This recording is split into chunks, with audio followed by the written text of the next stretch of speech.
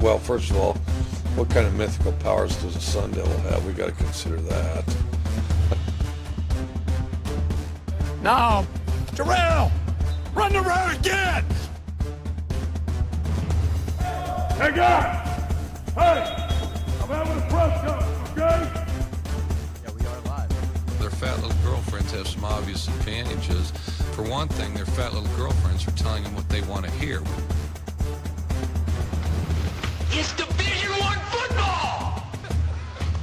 Hey, murals!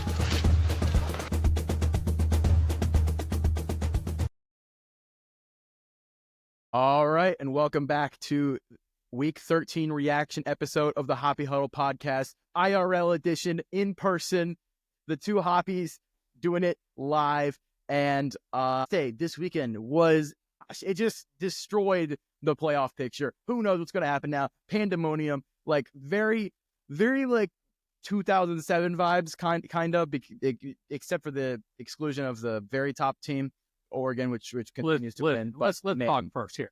Ladies, if your man wasn't watching 12 hours of football yesterday, you may want to think your relationship, okay? Let's just be realistic. Man. What a day of football. Wow. We can honestly say we got our stuff done in the morning. We sat down in the family room, watched some football, had multiple screens up. We didn't move all day. We just sat there with our screens. We didn't make sure food was delivered properly to our chairs. Great wings. Ate some wings. Yeah, we watched everything. I mean, what a day of football. Big games, all kinds of interesting, crazy things happening. I mean, we're going to go down through the list. If you thought, we got some hot takes ready to come after you today, too. Oh, man. What a great way to lead into the last season. Big regular season weekend. It's unbelievable. This is what we love the sport. No other sport. It's the best. There's nothing. None of them. I don't care. I was downstairs a few minutes ago, and I flipped on the Red Zone channel in the NFL, and it just feels so anticlimactic. It's like, it's football. It's the same sport. Yeah. It's just not the same thing. It doesn't feel the same. Again, playoffs in the NFL are great. Other sports have some great playoffs. March Madness is good. Nothing beats a college football Saturday like yesterday. Yep. Oh, I agree. Goodness. I don't even know where to start today. I think we have to start off with. We just go by hour, the first block hour. Where do you even go yesterday? Okay, let's go hour by hour then. Okay, so first, the noon games. Let's see. So, big upset of the noon game was, of course, Florida beating Ole Miss. And if you've been paying attention to Florida the last couple of weeks, this isn't as surprising as you would think, because EJ Lagway has been playing out of his mind. Florida really believes in Billy Napier. They are playing hard for him. EJ made some incredible throws. Florida's defense also. Honestly, the secret story for Florida's team this year has been their defensive line has really stepped up and really improved. And it was kind of weird because we heard going into the season that we thought they had improved along the defensive line. And everyone was like, dude, your best players transferred out. What do you mean you improved? Like, that doesn't make any sense. And for a while there, it really looked like it didn't make any sense because Florida's D-line wasn't getting pressure much in the beginning of the season. But as the season's gone on, these younger players have really, really come into their own. And they had Jackson Dart running for his life. He was not calm and collected. Now, the times he did get out, he gashed them for big runs. But when he was forced to sit there in the pocket and make throws, Trey Harris went out. It was a completely different ball game for Ole Miss in the passing attack. And the double interceptions, three interceptions towards the end of the game at the last couple of plays really kind of put an exclamation point on that. Yeah, this was an interesting game because I think it really did turn. Florida was matching them early on, but it looked like still Ole Miss looked like the better team. And Trey Harris went out, and that really took some of the weapons away for Ole Miss. And Florida's defense was the old bend but don't break. They let Ole Miss seem to get a lot of yards. They just couldn't get the ball in the end zone. And Jackson Dart only threw 2 interceptions yesterday. They were both right at the end there, but they were key interceptions. And I think you're right, Jake. The defensive line for Florida finally starting. They slowly throughout the year they've gained momentum. Yeah, and so you've got a Florida defensive line that's looking better. You've got young Florida running back that looks great. DJ was able to run the ball just a little bit yesterday. He didn't run a lot, but he ran enough on some key situations that kept some drives alive. Overall, just a solid effort. They did enough. And Montreal Johnson had a fabulous game, over 100 yards rushing. Combine that with Ball. I mean, they were able to really Still a questionable secondary. Ole Miss did gash them, but Ole Miss gashed them. they bowed up in the red zone. Yeah, and that's still a very young secondary for Florida. So, Yeah. I mean, so you got a couple of takes. First of all, from Florida, I mean, Billy Napier was left for dead. I mean, absolute dead by the end of September. Yep. Boosters didn't want anything to do with him. If you're reading the rumblings, He was almost like fired, like immediately. yeah, Like, the money had dried up. Everybody had moved on. But the team did not. The team did not give up on Billy. They liked playing for him. He didn't give up. And so this team started finding its way, even through injuries. And honestly, once they made the decision to go to Graham, away from Graham Mertz. Now, Graham got injured. But when they made a decision to go to DJ, all of a sudden, the offense found the life it needed. Yep. And this team, they're going to win. They should win next week. Now, again, you can't take anything for granted, but 4-6 is just dreadful. They're going to finish 7-5. You almost wonder if they just started the season out with DJ, could they have picked up another win or so? I mean, it's very possible because he's a completely difference maker on this ball club. Yep. So great job for Billy. I mean, the funny thing is, I don't know if you saw this on your Twitter feed. My Twitter feed's full of Florida stuff. The crowd was chanting for Billy at the end of the game. They were booing him off the field in September. I mean, a complete 180. Just great effort all in all for Florida today. It's great to be a Florida Gator today. That's for one thing. yeah, and from the Ole Miss perspective, man, you're really kicking yourself because this was your year. You paid all the money in the transfer portal. You brought in all the players. You had the elite team, and you just kept coming up short. You couldn't be consistent. Like, you were able to beat Georgia and lose to Florida, who got blown out by Georgia. Like,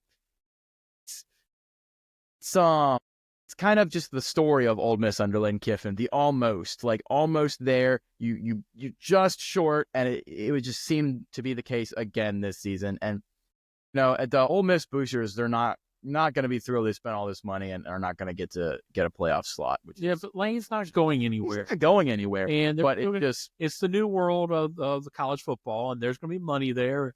And Lane's still a good coach. So they just couldn't get done. I mean, they had a tough loss against LSU. I think that LSU game is going to be the one that's going to haunt them the most. Because they really had that game. They could have won that in the game, fourth quarter. And this game will probably haunt them a little bit. They just had a couple of games this year that could time. Their losses this year, they're all just minutes away from being almost an undefeated team. Yep. The problem is, I think if they actually made the playoff, they'd be one of the teams that I would go, ooh, this team could really win. Yeah. But especially with their defensive line. They don't get to go in there with 3 losses. That's not. Well, we don't know yet. Next week, craziness could happen again next week. Everybody eliminated Ole Miss. First of all, we're going to get to this Indiana game. By 3:30 yesterday, everybody eliminated Indiana. By midnight, everybody put Indiana solidly back in the playoff. Yeah. Let's not eliminate Ole Miss yet. Yeah. And let's not eliminate Alabama. We'll get to Bama later in the show. Speaking of Indiana, they played against Ohio State, and they basically blew every opportunity they could in the first half. There was a narrow game script where Indiana could have kept it close, and everything that they needed to do to find that route, they just did not do. They didn't capitalize off turnovers. They didn't capitalize off fourth down stops. They did not take advantage when they were able to keep Ohio State from scoring. After the first drive, they really were not able to move the ball. Ohio State's defense, they couldn't protect Curtis Rourke, and honestly, the pressure on Curtis Rourke kind of made this game like that. Yeah, that wide receivers could kind of match up against Ohio State's DBs, and Curtis Rourke is a good quarterback and could deliver the ball. The problem is their O-line just could not hold up against Ohio State's D-line. If you go back to our podcast earlier on Friday, I think I said that the difference of this game is going to be the defensive line for Ohio State. Ohio State just hadn't given up a lot of points this year, and they had Rourke in trouble from the get-go. That along with, the game was still close at halftime, so it wasn't a blowout at that point. No, but just the way it had gone, you could kind of see the writing on the wall. Yeah, and then you had the special teams miscues in the first half for punting, the punt return, and it was just like, ooh, you had that window, as you said, Jake, that window. They couldn't get it, and then the second half, they blew the game off. Yeah, and honestly, this kind of reinforces the idea that the only 2 elite teams in college football are Oregon and Ohio State this year. They played each other, and they played each other to the wire. 1-point loss for Ohio State on the road. And I'm pretty sure that those are the clearly 2 best teams in the country, and there's a large gap after that. I'm pretty sure. I'm pretty sure that if, depending on how the bracket's set up, that if they're on the opposite end of the bracket, we're probably going to see them not only in the Big Ten championship. I think we're going to see them in the national championship, or we're going to see them again in a semifinal. I mean, but they did everything. They did everything right.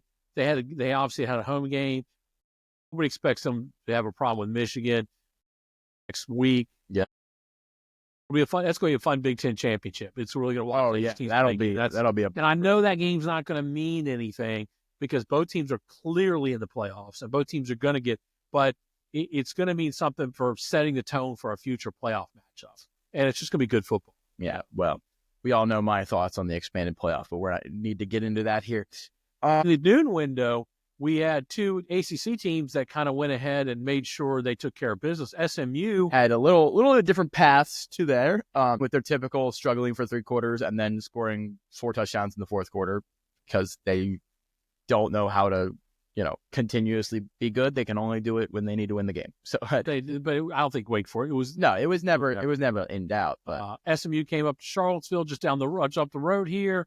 We were watching that game for a little while and got bored with it. Never a doubt. I mean, Virginia just could not handle it at all. Clinched. Let's start talking about. We're getting to that point where we can talk about conference title games. SMU clinched their spot in the ACC championship, so now we know one team in a conference championship. We'll talk about some more later. SMU will play either Miami or Clemson. Yeah, depending on what happens next weekend. Miami now win next week. They're in. Yep. Lose. Clemson's in. Clemson's done with the ACC. They will play South Carolina next week.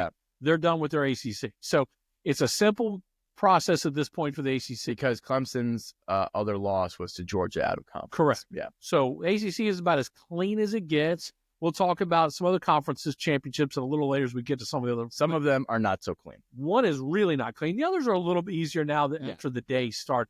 I think we had more concerns about some of the others as the day happened. Going back to Indiana, Ohio State, this also made the Big Ten very simple. Oregon's in. We talked about that earlier in the week. They are definitely in. Ohio State now is clearly in if they beat Michigan. If they lose to Michigan and Penn State wins, I believe the state gets that. Now, I did not check that. But it would just get in because Penn State would only have 1 conference loss and Ohio State would have 2 conference That's right. loss. That's what it is. Okay. So, So I think those are the only teams left.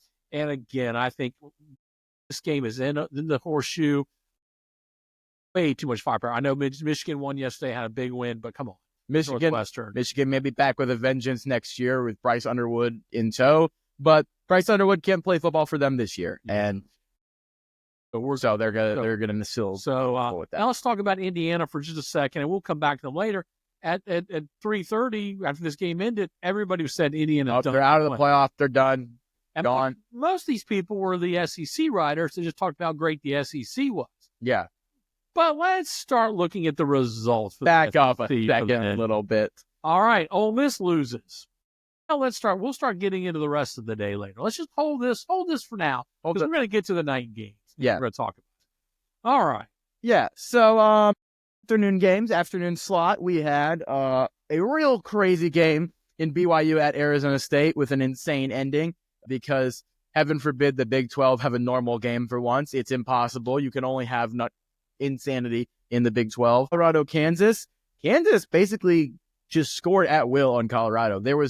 Colorado just showed up and decided not to play defense. I don't know why, but Travis Hunter can't play every position at the same time. And so Kansas was able to just ran the ball effectively. The running back, I forget his name, had like 240 yards or something insane and 4 touchdowns. Kansas, man, they are a dangerous team. I don't know why they didn't decide to play football the first half of the season, but they're starting to look like the team that we thought they would be coming into the season.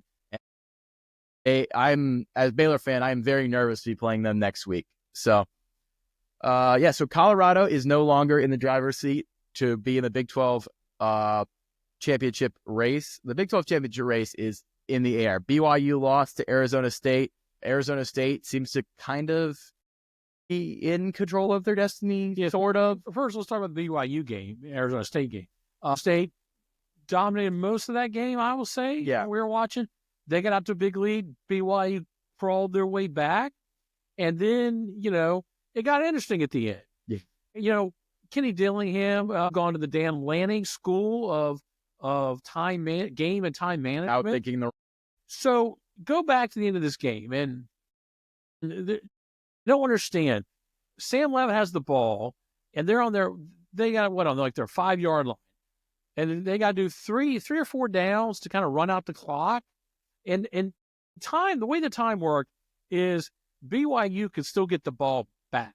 Okay. Yeah. So you can't just you take a knee. I think BYU maybe had a timeout. I'm going to get some of the facts right. We were watching it. It was on our third screen, so I didn't have the sound on.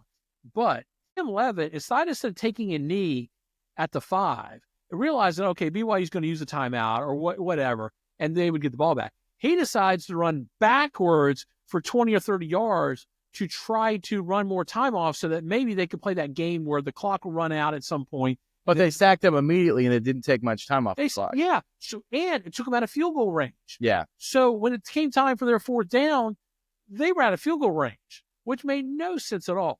So, not only because they would have gone to kick the field goal, you'd have gone up by 8. You'd have made BYU have to go the whole length of the field and get a 2-point conversion with almost no time. Yeah. And no timeouts.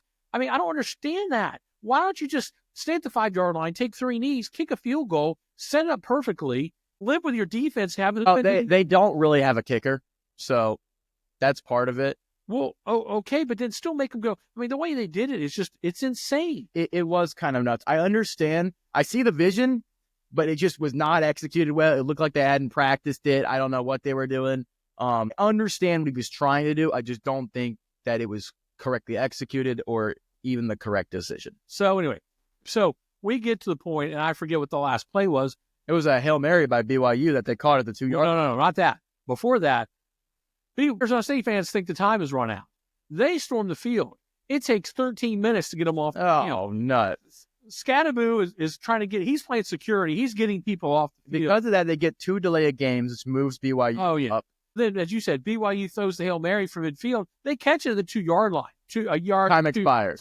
So they, by the skin of their teeth. Yes. But Arizona State, I think, had dominated most of that game. Yeah. Arizona State, I think most scenarios at this point, and there's a great website. I'm not going to give you the website name because we don't want to crash it with all our listeners. You're essentially down to 3 teams primarily with the 2 spots. BYU, Arizona State, Iowa State. That's probably going to be using your Big 12. However, there are a couple of crazy scenarios. There are scenarios. If some of those teams lose. Yeah.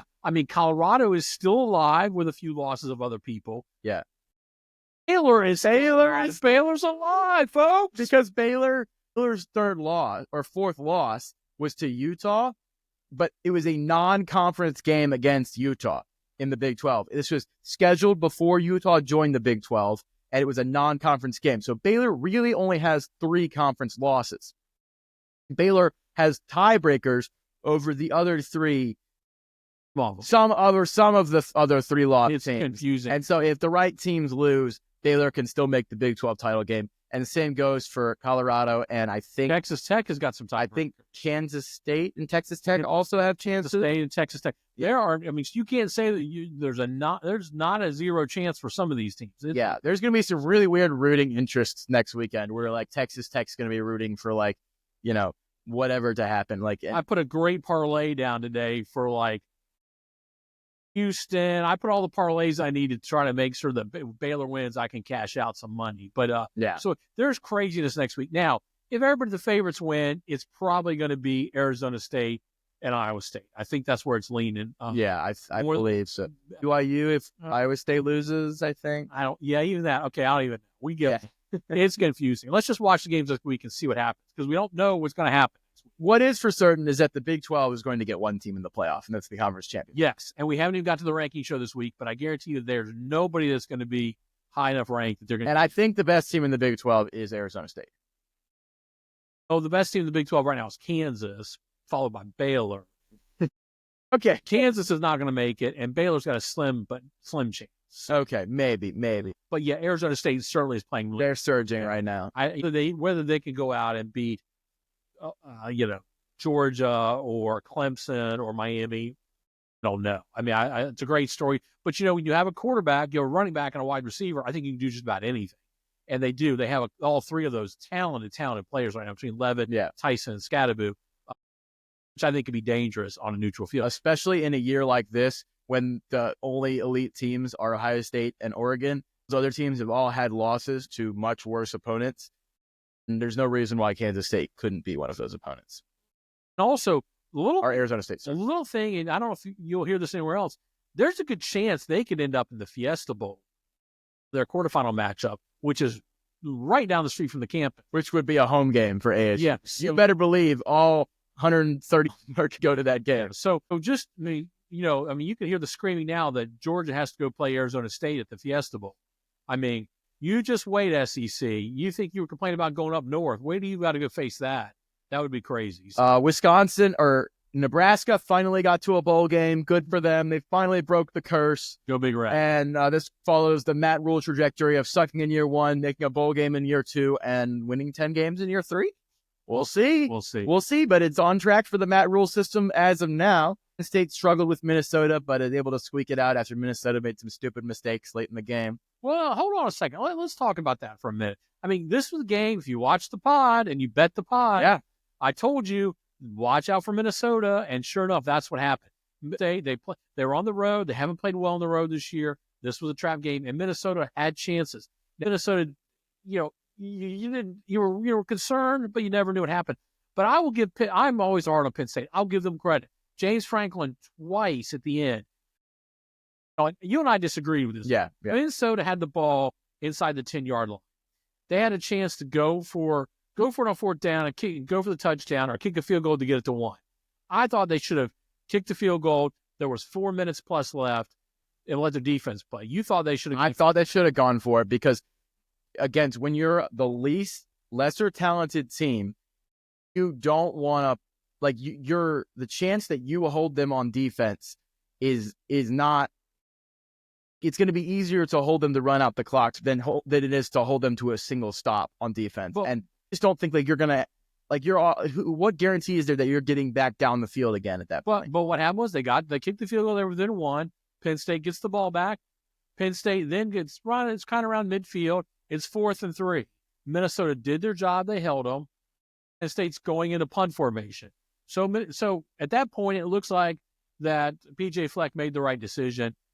James Franklin goes for a fake punt midfield with 2 minutes plus or 2 minutes or so left in the game. Yeah. Great call. They made it. They got the first down. They went for it again on 4th down, closer to their own end zone. 4th round conversions in that drive to basically never give Minnesota the ball back.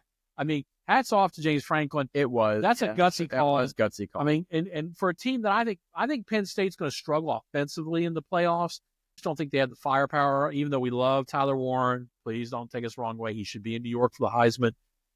But I think that's the kind of coaching that Penn State needs if they're going to win a playoff game or two, is aggressive play calling. And James Franklin did it. So hats off to them. That could have been a game they could have lost.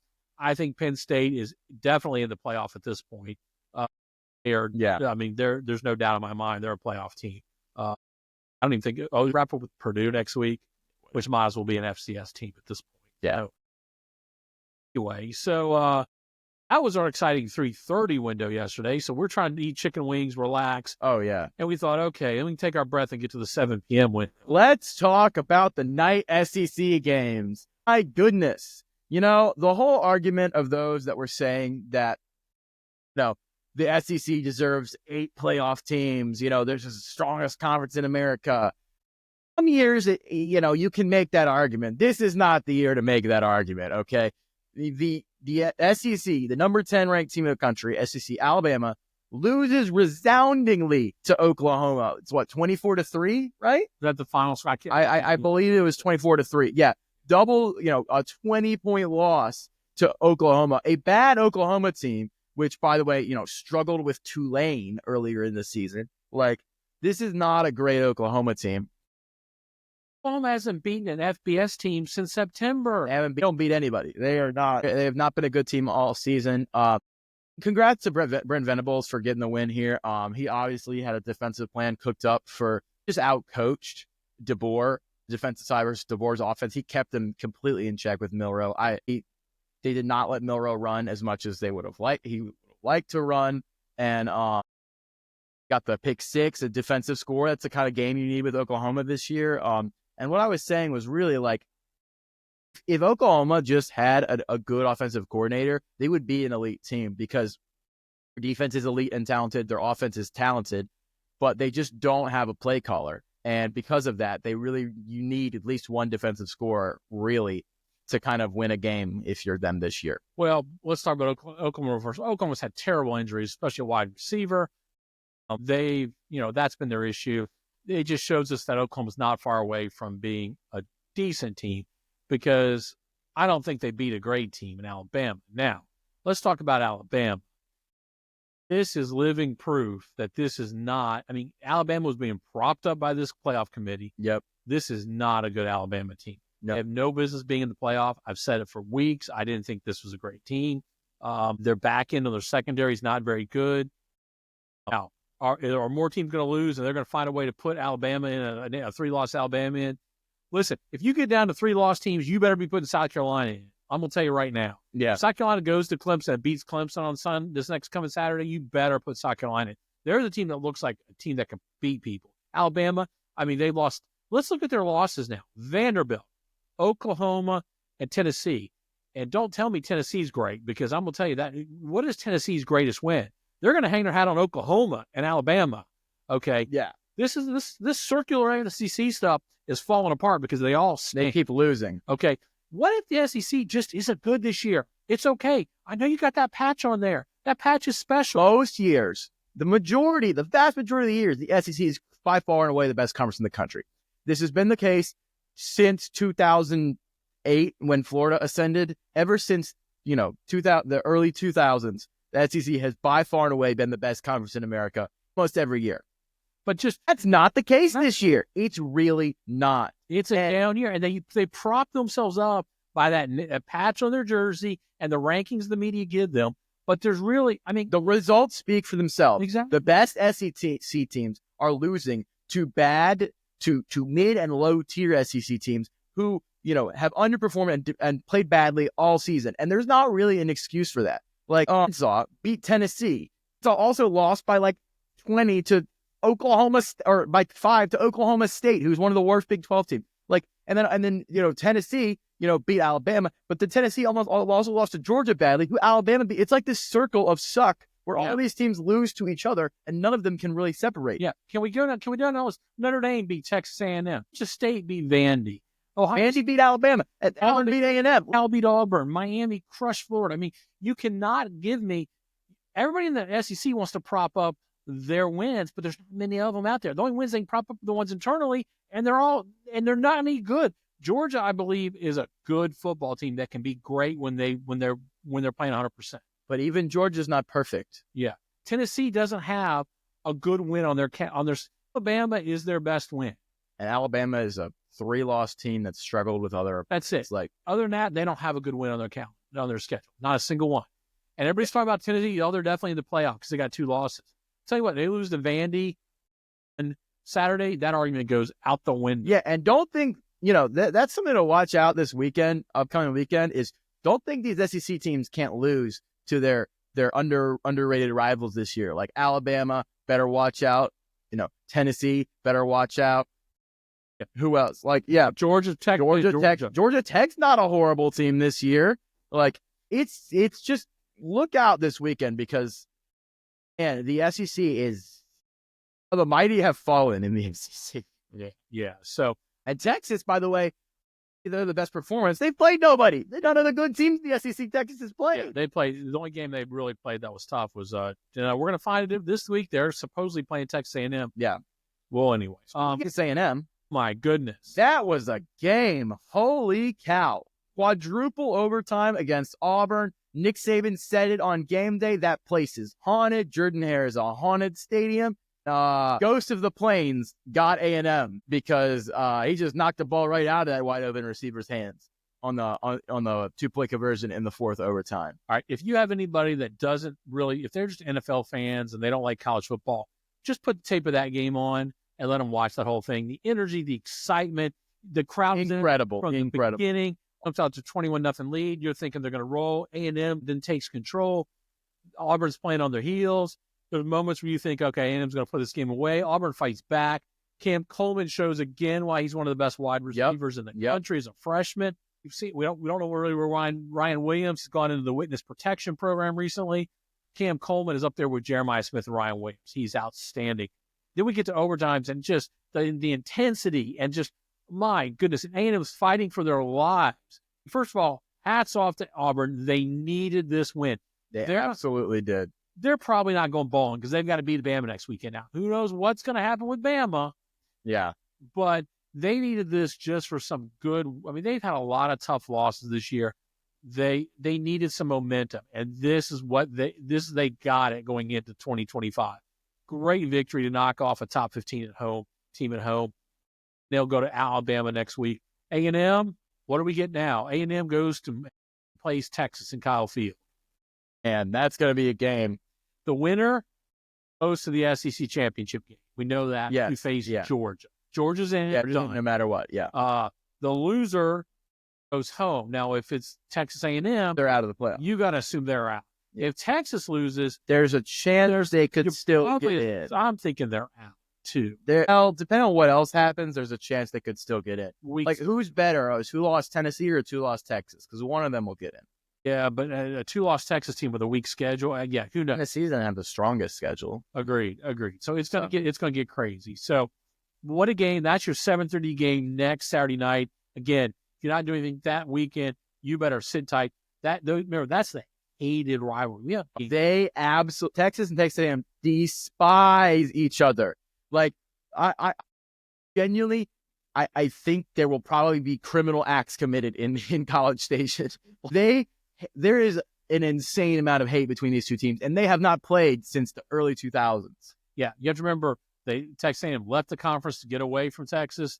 They're now in the same conference. This has got all that feel, the different cities, different cultures, school versus liberal art. I mean, this is everything. Everything that you could have in a rivalry, you have in Texas A&M. And it'll be 100,000 people. This will be as an intensive game as you will see next Saturday. Yeah. It's must watch TV. Absolutely. So anyway, it's pretty simple in the SEC at this point. You've got Georgia, and Georgia's in the playoff at this point. They're in the SEC championship game. I think even if they lose, because of the fact they're in the SEC championship game, even if they lost, they'd be a 3-loss team, but I think they're and I think at this point we're guaranteed the winner of the SEC is in. Well, yeah, but if Georgia lost in the SEC championship, they're probably still in. I think as long as they have beaten Georgia Tech. As long as they beat Georgia Tech, that's true. That's what everybody assumes, which is probably a faulty assumption. Which I feel like it's probably like 80% that they beat Georgia Tech. Yeah. But like, it's not impossible. Like Georgia beat Kentucky by 1. Yeah. Kentucky's not a good team. Yeah. Anything is possible this year. The best thing that would happen is they would lose. Georgia loses to Georgia Tech. Texas A&M, I try to think, well, there was a scenario we were working out in our mind to have all these teams. Best if you're a Florida fan. Then we don't know about the rest of the SEC. I mean, South Carolina's got to be thinking, we play a ranked Clemson team next week. We could finish with 3 losses, and our resume would look better than any other 3-loss SEC team. Yep. And if Tennessee loses, and Texas A&M loses, and Texas goes to the championship and loses, I mean, all of a sudden, South Carolina's like, hey, we're the team with the longest winning streak in the SEC. Why are we not playing in this game? Yeah. In the tournament. You know what I got to say? You have to put the thing that the Cover 3 podcast routinely says is the thing about a 12-team playoff is you have to put 12 teams in. You do. And there's really this is why I didn't want a playoff expansion, because there's not 12 teams that deserve to be in a playoff this year. There are maybe 6. Maybe. No, but I mean, they're 12. I mean, it's fine. That's okay. This is what the arguments are for. And this is why we enjoyed yesterday, because there's so many implications of what could happen. This is what made yesterday just a little bit better. There are a lot of teams there were people that would be super mad that teams 9 through 11, because the 12 will be the G5. Who cares? Teams 9 through 11, people are going to be like, how is that team in the playoff? This is ridiculous. That's great. Yeah, That's great. That's great. I love it. And I love the SEC's eating themselves alive. That's the best part. All right, the other night games, we spent exactly 5 minutes watching Notre Dame and Army because I was tired of watching after Notre Dame already got a 14. Look, I believed in the troops, and they let me down. I believe in our troops. I didn't believe in their football team. It showed quickly. Our Notre Dame just outclassed them. It was Notre Dame is a serious contender this year. They may be the third best team in the country. I'm going to disagree with that, and I'll tell you what. I think Notre Dame's a great team. when you put them up against some of these other teams that have more diverse offenses, I'm still not a believer in Riley Leonard that is going to be able to, when they shut down Notre Dame's run, that they're going to be able to do anything passing them. Maybe. And I think you're going to run into that. Who has the D-line that can do that, though?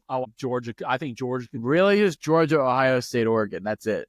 No. I'd like to see Miami's defensive line can go up. Maybe. I think there's a lot of teams that It'll be interesting for sure. I think a lot of teams can make Notre Dame score some points, and not just on the ground. I mean, Notre Dame scored a lot of points against teams just by out physicaling them and running the ball. I'd like to see them be challenged to have to throw the ball, and that's what I would do if I was a defensive coordinator. I would play that zone or whatever you're going to play. Load the box. I wouldn't load the box. I'd let them. Well, yeah, I'd load the box. I guess I would. I'd load the box, and I'd say, okay, beat me in the air, and let's see what the corners. I don't know. I think it's interesting. But Notre Dame is clearly on a track.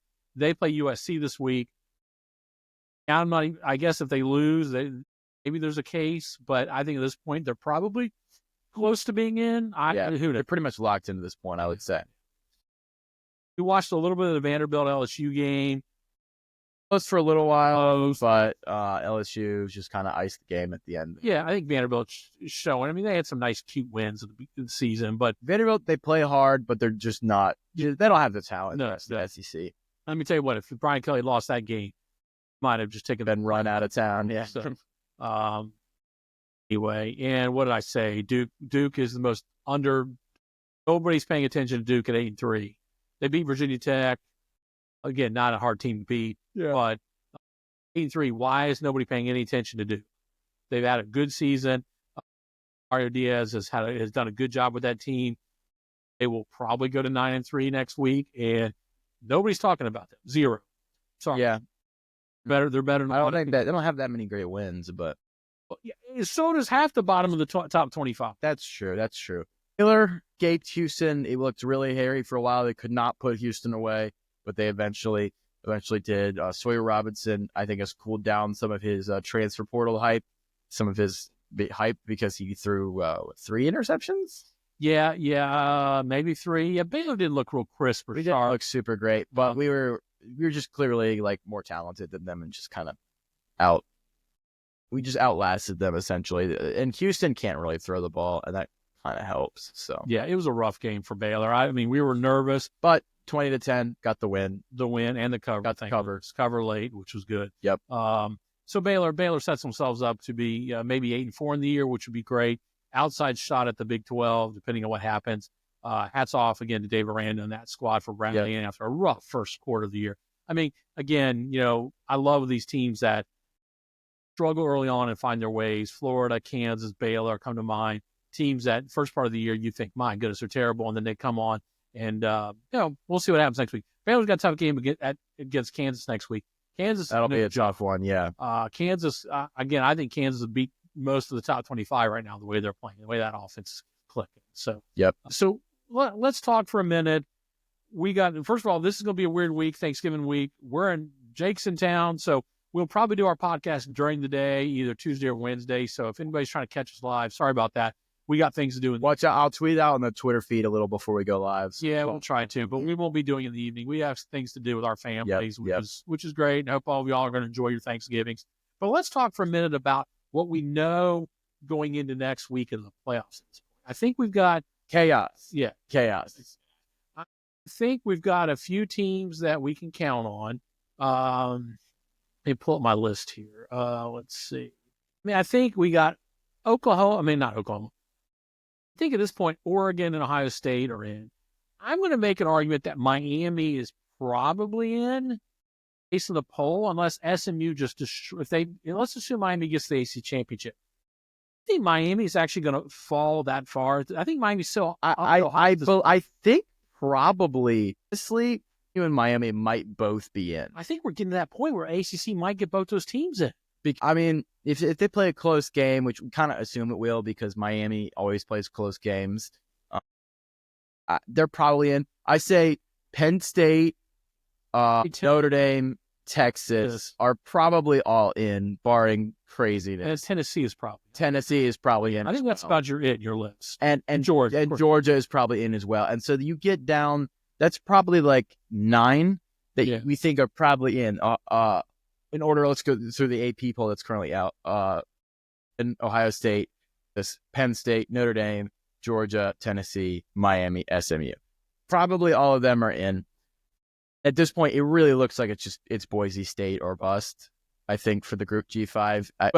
I guess if Boise State loses, Tulane gets in. Tulane will get that shot. Yeah, that would be. But I don't really see Boise State losing, even though they play Oregon State this week. I think. Yeah, Oregon State is not that good this year, though. Don't they only have 4 wins? Like, they've really Oregon State really struggled Didn't they this beat year. Washington State yesterday? Yeah, but Washington State was ranked 2 weeks ago, I think. Boise also handled Washington State too. So I think the big winners yesterday, believe it or not, Indiana was a big winner. yes, Lost. Indiana can still get in. I think they will. They probably will. There's a chance if craziness happens, Clemson is not entirely eliminated. ACC was a big winner yesterday. Yeah, I mean, because with all these SEC teams losing, these SEC teams are now down to 3 losses. If Clemson beats a South Carolina team and beats them good, yeah, or actually just beats them, Clemson is not going to make the ACC championship. They're going to be sitting there with 2 losses, and all of a sudden, they're going to be sitting there at a pretty high ranking. Don't be surprised if they don't sneak into that number 11 or 12 spot right at the end. The winner of Clemson, South Carolina sets up a pretty good chance to be right there on the bubble. The last spot that's not going to a conference championship, I think, is going to the Clemson, South Carolina one. I really It could very well could be. Yeah.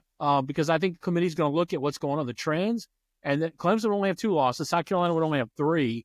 And South Carolina, you could always make the argument, boy, they lost early on in the season with some injuries, and they've been red hot and beating everybody since then. Yep. Anybody who thinks they're a better team in the SEC with 3 losses, South Carolina's beat them. Yep. That's going to be a fun game to watch on Sunday. It absolutely will. I think the Big 12 winner is in, the Big 12 champ winners. But they may not get a top 4 seed. They may not. That is an interesting scenario. If like a 3-loss team wins the Big 12, they could end up with Boise at the 4 seed and the Big 12 winner at the 12 seed, which would be really an interesting scenario that could happen. I think the 3-loss SEC teams are Ole Miss and Alabama are probably out, barring craziness. Like, I think so. I think they're out. I think Colorado was a big loser this weekend. Colorado's definitely out unless they win the Big 12. But if they get in from some, they need help to get in Big 12. And Texas A&M is definitely out as well. Well, I mean, they can win. Well, would make the SEC title game and win. Yeah, but I think all those 3 SEC teams had chances to just get in without winning the conference, and they believe. I don't think that's going to happen. I think the winner, Clemson, South Carolina, would get in over Bama or Ole Miss. That last team. I think you need to, if you're going in, and again, we got to assume things happen, but I think the team to watch, again, in my mind, Clemson beats South Carolina. I'm telling you right now, they're going to steal a bid. I think they're going to be that last team in, and they're going to steal a bid from because even though Clemson is ACC, they are one of the few ACC teams that has brand power enough to draw TV numbers and sway the. I know it's not based on TV numbers, but would sway the committee enough, I think. Watch out, obviously, what happens with Texas A&M. That'll be a huge, huge driver because if A&M wins and they make the SEC title game, could cause some pandemonium, and that could have knocked Clemson out again. Watch Tennessee and Georgia. If they lose, they could be in trouble. Yeah. It's gonna be a fun weekend. We'll break that down this week, Tuesday or Wednesday. It will not be on Thursday, Thanksgiving Day. But we'll publish that Tuesday or Wednesday, Jake? Yeah, I think so. I think Tuesday or Wednesday, yeah. So anyway, well, great. Well, hope you all have a good week. We're going to enjoy our week. We're both off from work, and so we're going to have fun. We're going to watch Gladiator 2. Oh, it's going to be fun, I hope. Anyway. Bye, Allie. Goodbye.